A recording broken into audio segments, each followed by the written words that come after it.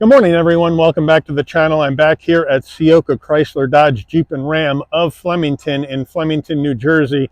And take a look at this brand new 2024 Jeep Wagoneer. This is the Series 2 4x4 in Baltic Gray.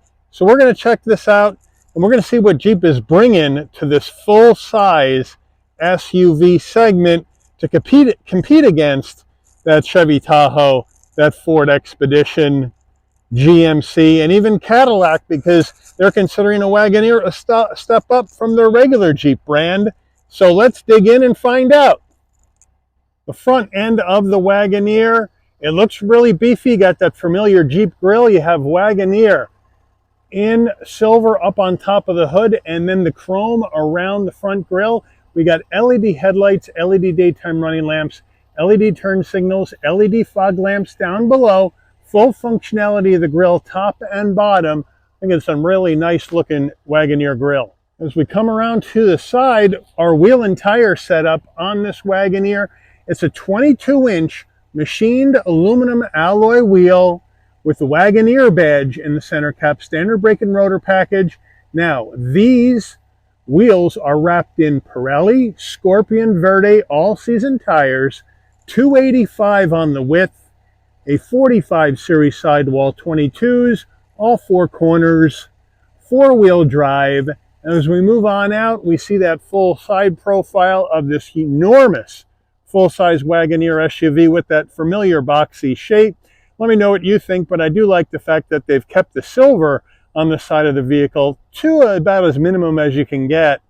As we move on in closer, as you can see, you got the Wagoneer badge right there on the bottom of the front door with the American flag, gloss black side view mirrors with LED turn signals, color matched on the front and the rear door handle, a left side fuel filler cap. Up top, we do have some machined aluminum on the roof rails, color matched roof, shark fin antenna with a twin panel moonroof. As we come around to the back of the Wagoneer, we have a very flat back to it, so I'll give you the profile look. And it's very flat down here, and there's no roof spoiler to hide this rear wiper, so it's going to need to stay where it is. But we do have the Wagoneer script right underneath that, LED lighting all the way around. We do have the panel on the center of the rear bumper for the towing. We'll go over those numbers. When we take a look at the engine, we have the exhaust tucked up underneath the right side of the vehicle, and we have our Series 2 badge right down here on the bottom of the tailgate. We're under the hood of this 24 Jeep Wagoneer Series 2 4x4. What do we have for a power plant? We have Jeep's 3-liter twin turbocharged straight 6 engine mated to an 8-speed automatic transmission, 420 horsepower, 468 pound-feet of torque. This Jeep can tow up to 5,890 pounds. Now, if you want to tow more, you can equip your Jeep with the Hurricane 510 engine and get up to 9,800 pounds of towing capacity. MPGs, 16 in the city, 23 on the highway, 19 combined. The engine's minimum octane rating is 87, so you can run this on regular unleaded gas. And what I think is kind of cool is this Wagoneer plaque here in the engine bay that gives you Wagoneer, born in America with the American flag, designed in Auburn Hills, Michigan, built in Warren, Michigan. That's just a nice touch in the engine bay, and I think that's pretty cool. Right before we get into the interior, you're going to want to know, Mike, how much am I going to have to lay out to get into this Wagoneer? It can't be cheap, and you're right, it's an expensive proposition. All these full-size SUVs are pretty expensive. So here we go. Base price for the 2024 Wagoneer Series 2 4x4 is $70,645. Now, in typical Jeep fashion, we have a lot of options. So we have to add in $695 for this Baltic Gray metallic clear coat paint. We then have to add in an additional $1,195 for the second row seating group. That's going to give you the 7-passenger seating with the second row captain's chairs with power tilt slide, second row heated seats, third row with 60/40 power fold recline, and a floor console with cup holders. Then you have to add in an additional $3,995 for the premium group. And that gets you these 22-inch polished aluminum alloy wheels with black noise pockets, they call it. And then you get the all-season tires, which we talked about. You get the adjustable roof rail crossbars, tri-pane panoramic roof, a foldable cargo shade, and reversible cargo mat. We then have to add in $2,000 for destination and delivery from Jeep's Warren, Michigan assembly plant, and we have a total MSRP from the factory of $78,530. So let's check out the interior. As we approach the vehicle, we have stationary running boards right here. We move on into the foot box. We have a nice large dead pedal brake and accelerator. We have our floor mats in the cargo area at this time. Full power for the driver and front passenger with lumbar, and then we have the black Nappa leather seats with the light gray stitching. Nice soft headrest, nice bolstering.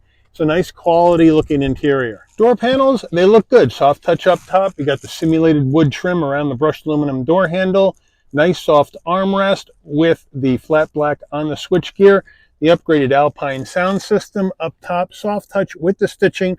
More simulated wood, and then down below a nice large glove box. All right. Fully integrated Uconnect 5 system for your infotainment system, wireless Apple CarPlay, wireless Android Auto, 10.1 inches.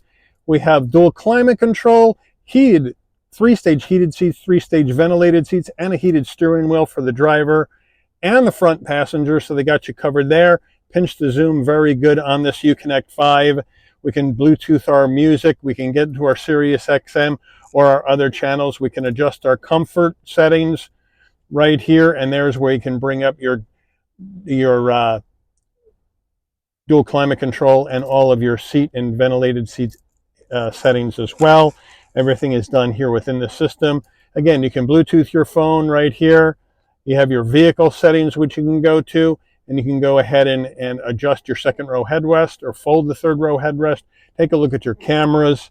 We got our apps right here that you can go through, including your Alexa, or you can go to your off-road pages and get different information on these off-road pages, including your accessory gauges.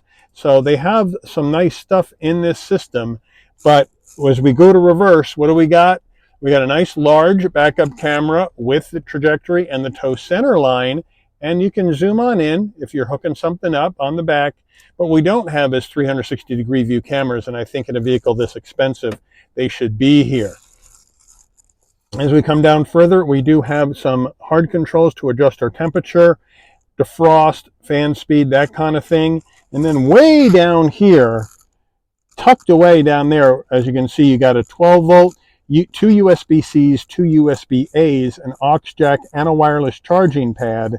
And then we have the dial to go through this 8-speed automatic. Here are our different drive modes, which we'll show you when we go to a dash. But here is our engine auto stop start off, lane keep assist on off, traction control off, 4-way hazards. These are your parking sensors, and this is your tow haul on, and then the mute. So there you have that. And then here you got 2 cup holders and an area to slide your phone in, nice and wide. And it's a really nice looking key fob here for Wagoneer. Unlock, lock, remote start, pop the tailgate, panic button. It says Wagoneer on the back. Nicely done. And then we have a really big center armrest with areas for both arms and a middle area here in this wood trim, and you can slide it open, and you got a top spot in here, which is going to give you a USB-C, USB-A, or if you don't want that, you want the whole thing, you can go ahead and hit that button up front and open up the whole thing and have a huge felt-lined area for storage. One other thing I wanted to show you on the infotainment screen, you do have controls here for the heated steering wheel and the ventilated and heated seats. But this will tell you what, you can select what zone you want it in. So let's say I want my heated seats on. Got to push it pretty hard. There we go. Jeez Louise. Now you can pick whatever zone you want to have it on in. 2 zones, 1 zone, upper zone, lower zone. And then when you turn it off, that will go off as well. Wagoneer steering wheel, nice leather wrap steering wheel, a fairly thick steering wheel with big 10 and 2 notches. Wagoneer on the horn button, looking classy. We have this brushed aluminum flat bottom wheel to assist you getting in and out of the vehicle, which is a nice touch. And then here we go. On the left side, you have your voice commands and your controls for your digital dash. And on the right side here, you got your adaptive cruise control and safety suite controls. Now, on the stalks, we have our high beams and turn signals on the left, on the right, front and rear wiper. Over here, you have your engine start or stop-start right here. This is the push-button start, I should say. And then you have your gear limit right down here on the steering wheel. And then over here, you have your adjustments for your headlights, for your fog lamps, bright and dim the dash, electric parking brake. These are going to adjust the pedals to bring them closer to you or farther away, depending on how tall or short you are. So that's a nice touch in here. And then we have an electric tilting and telescoping wheel. So they have you covered there for that action. And then we have this 10.25 inch digital dash looking good. And then we go through our modes. So we are in sport, and then we can go to auto, and then we can go to snow, and then we can go to sand and mud, or we can come back to auto. So it's a nice, easy gears to go through, and then you can get some additional information going, configure your dash however you would like to configure it, which is pretty cool. And you can go through different additional information you may want to see when you're going down the road. So it's really quite easy and simple to figure out, and I like the way they have it set up. Gigantic overhead console right here. You can pop the tailgate. If you want your LED dome lighting to come on and off when you open and close the door, this button remains in the off position. You open the door, the lighting comes on. Close the door, the lighting goes off. Here's the SOS button in case there's an emergency on the road. Here's a spot for your sunglasses right there, and a little mirror right there so you can see all the way into the back. Third row if you need to. And then we have our controls for this panoramic roof. So first we're going to open our shade. One touch. And it goes back halfway. Touch it a second time. It goes back all the way. And then we can open the glass after that. And of course you can also tilt it if you don't want to open it up. There's your wind buffeter coming up. And then we can close it back up again. Again, one touch, hold in a second, and then it'll start. Just don't tap it. And then we can close up our shade. And it'll come all the way back on one touch. No halfway on the way back. And then we have our sun visor with vanity and a light. And our garage door programmables right there, and it does slide. Front door panel, we have 2 memory seat settings, which I like, but as you can see here, we don't have power fold mirrors in a $78,500 vehicle. There needs to be power fold mirrors in here. Getting in the mid-row captain's chair, we'll hop right in, step on our running board, in we go, nice and easy to get in. Plenty of headroom, shoulder width room, and knee space at 5'11", but we got plastic. So we got Napa leather, but now we got all plastic down the back with a seat pocket that's leather. Same thing on the front passenger seat. Now we have a command center in the back here. I'm going to try to get a straight shot at this. It's not all that easy. But we have 2 heat and air vents up top. And then down below here, you got your climate control. And then you have 3-stage heated seats for both mid-row passengers. So that's a nice touch. And then down further, you have a couple of USB-Cs, a couple of USB-As, a home power source, and a 12-volt, and an area for storage and 2 cup holders. So they got a lot of action going on here. Let me know if you think there should be ventilated seats in here too. I'm kind of on the fence, but let me know what you think compared to some of the competition. And then you got your back door panels looking good, looking the same as the front, same use of material, same vibe, looks good. I like the fact they also have the heat and air vents in the B-pillars. That's a nice touch. Nice soft armrest with the Alpine speakers. Captain's chairs, nice Napa leather in the black with the light gray stitching. And then our armrest comes down a little bit skinny. Jeep, look to Ford Expedition for the proper width on a captain's chair, armchair, or the Ford Explorer. Both of them are best in class for that. But overall, here in the mid-row, it's pretty darn comfortable, and I got a ton of room in here. Getting in row number 3, The button's right on top of your mid-row captain's chair. You just hit it, and it'll fold up and come forward, and then you can just climb right into row number 3, which is really easy to get into. So here we are in the middle. I got tons of room for my head and my shoulders and my knees, and they're not too high. So that's good. And then what do we got in the back here? Well, we can go ahead and recline. We have a cup holder. We have a USB-A, USB-C. So that's a nice touch. And if I slide over behind this captain's chair, look at all the room I have in row number 3. It's crazy how much room I have. We got hooks to hold clothes. We got lighting. We got the heat and air coming out right here next to our connectivity points and our recliner. So it is a really comfortable place to be here in row number 3. And I could be in here on a long trip, no problem. And I also have my own roof back here. Now, the glass doesn't come up in the shades manual, but if I want more light in row number 3, I got my own personal roof back here, which is kind of cool. Opening the tailgate on this Wagoneer, again, you can pop it from your key fob or from the overhead console, or you can come to the back and there's a button right underneath the N in Wagoneer. Beeps a couple of times. Nice electric assist on the way up, nice electric assist on the way down using this button right here. Here are the floor mats we talked about earlier. And with the third row up, you're looking at 27.4 cubic feet of cargo space. And then here is the subwoofer for the Alpine system, some tow hook, or some tie downs, I should say. On the right side here, you got a 12 volt for power, and you can drop your third row and your mid row from the tailgate area, which is a nice touch. We open this up, more storage right in here, in through here. And then underneath our Wagoneer, behind the tow hitch, are we looking at a spare tire? Yeah, there it is right there. So they got you covered right there. You just got to wind it down from underneath the vehicle. Now, to get the third row down, no problem. We just have the buttons right here, and we can push them, and they will automatically fold down, power fold down, no problem. These are getting caught up on our seat belts. But now you got a lot more room, and let me know if you do use the third row, or do you normally rock with the third row down. And then if we want to drop mid-row time, right here, and down they go.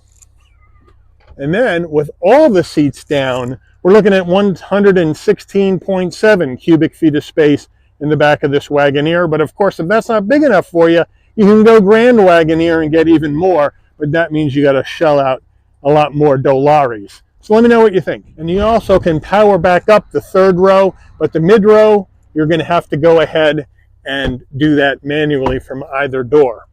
Here is our window sticker. I'll try to zoom in. Give you the action, standard equipment on the left. Now we're running into options on the right. Total vehicle MSRP. Fuel economy estimates. Made in Michigan. Let's take this baby out for a spin. All right, we're out on the road in this 24 Wagoneer, Series 2, four-wheel drive action. And I'm on a different route for my video today because the route I normally take is all busted up with a big accident and down telephone poles. So I'm doing an unfamiliar route today, but that's okay. We'll see how she goes. But I'm telling you, it's a really smooth riding vehicle. Got plenty of power out of this Hurricane V6, Hurricane straight 6 engine. No problem. The 8-speed is shifting pretty smooth. No problems there. Suspension's well damped. It's very, very quiet. I still get a little road noise, maybe a little wind noise at the higher speeds.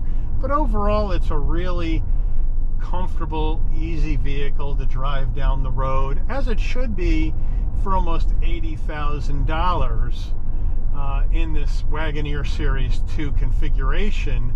You got plenty of tech. You know, Uconnect 5 is one of your best infotainment systems in the business. You get the wireless CarPlay, Android Auto, ambient lighting. You got your off-road pages, heated ventilated seats, heated steering wheel. You got your wireless charging. You got USB-A, USB-C connectivity. You got a bunch of different drive modes. You got heated seats in the mid row, probably thinking there should be ventilated seats back there too, considering how expensive this is. Really comfortable third row seats with nice material, with your USB connectivity in the back there as well, plus recline function. Plenty of room to haul stuff with the seats down at almost 117 cubic feet of space. So plenty of room there. Nice boxy shape for taller items. So they really have this well done overall, but there's just a few little details they're missing. If Jeep wants to compete with the likes of Lincoln, Ford, GM, and Cadillac in this full-size SUV segment, and you know, the Wagoneer, according to Jeep, is elevated to almost like a premium status, you can't forget to do a digital rear view mirror or power fold seats.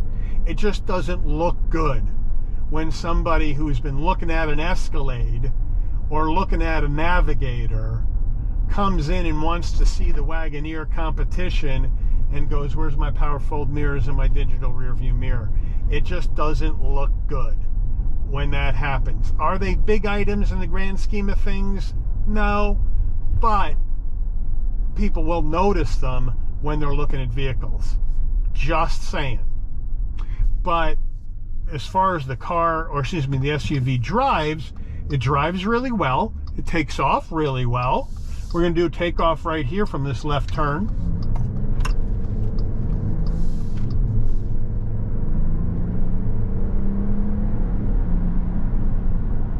And the 8-speed shifts smoothly. This straight 6 gets the vehicle up to speed and moving down the road very easily. As far as visibility goes, great visibility out the windshield, side glass, side view mirror, rear glass, blind spot monitoring, cross traffic alert, lane keep assist, all that jazz is in this Wagoneer, so they got you set up for safety. Emergency stop from 60 in 3, 2, 1. Oh yeah, look at that thing stop from a highway speed beautifully and linear, and now we'll take off.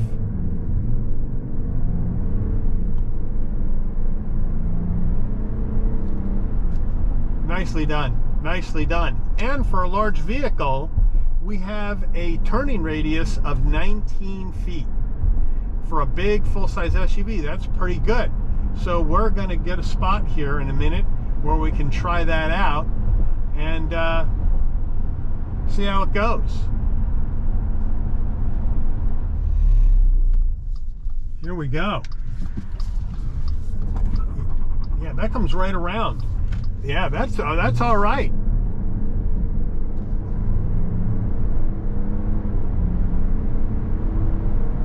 And the handling is light, and you know, it's fairly numb, but that's SUV stuff, so you really can't complain about that.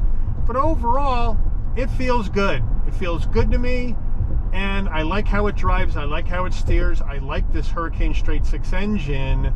So let me know what you guys think. If you are rocking a full-size SUV, whether it's non-premium or premium, because Jeep finds itself caught in the middle here with the Wagoneer. Is it really premium or is it not? Because the warranty is only $336 and not $450 bumper to bumper on this Jeep. So what do they want to be is what I'm asking Jeep with this Wagoneer line. Do you want to be premium or don't you want to be premium? But I think that's an open question. But if you're looking at that full-size action, whether it's the Expedition, Navigator, Tahoe, Escalade, Yukon, Denali, whatever it may be, is this Wagoneer, in your opinion, worth taking a look at, worth taking a test drive? Or if you've bought one of these Wagoneers, check in with me, let me know how you like it, how it's doing, how it's been to own over however long you've had it to own so far.